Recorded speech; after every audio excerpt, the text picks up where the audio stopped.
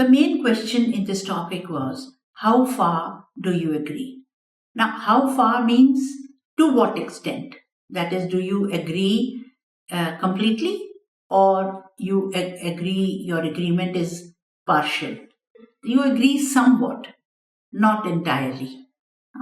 To some extent you agree, or maybe you agree to a great extent. So decide whether you agree that space research is more important, or you agree that human needs on earth are more important.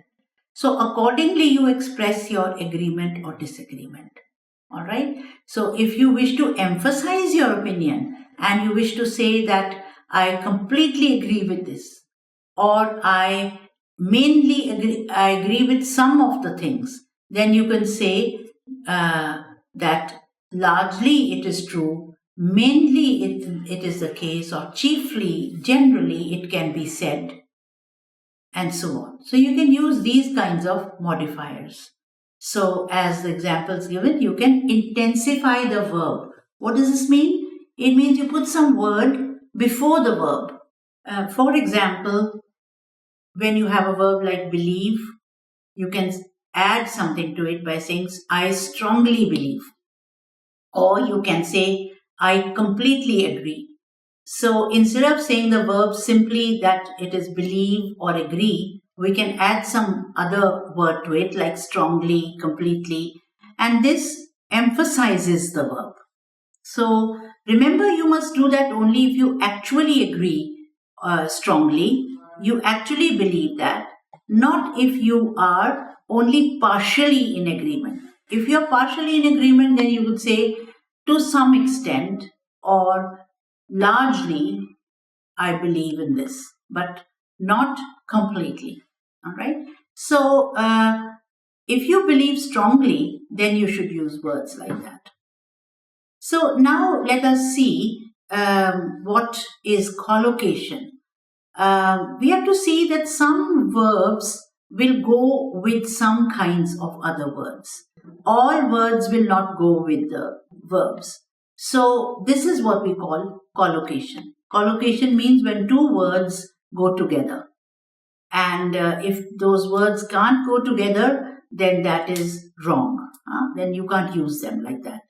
For example, we can't say that I fervently think. So if you look at these examples here, you can't say I fervently think. You have to say I fervently wish. So wish will go with fervently and not any other verb. This is what we mean by collocation. So here is an exercise for you. Try to match the intensifiers with the verbs. The first one was done for you, fervently, wish, and then what verb will go with definitely, what verb will go with firmly, certainly, or really. So just match them and you'll be able to see that these are collocating, that is, that they go together. Collocation simply means when two words can be used together. And when you use intensifiers with adjectives, you will use the form of the verb be. For instance, which are the forms of the verb be? Am, are, etc. So you can also say was for the past tense.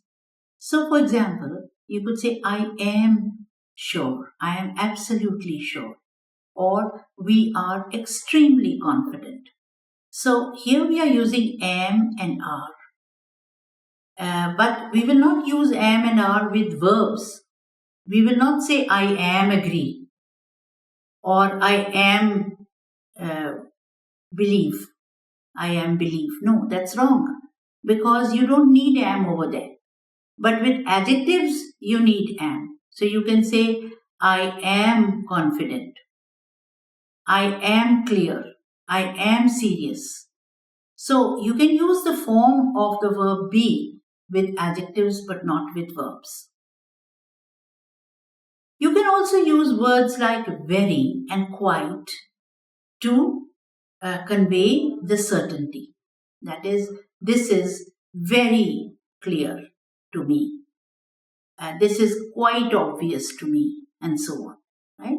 So you can use these uh, words also, but you should not use words like terribly and awfully. These are informal expressions. You can't say awfully good. That is used in conversation, perhaps, but not in a formal written essay. So you can use very and quiet, though, that quite clear or very clear. These are also intensifiers.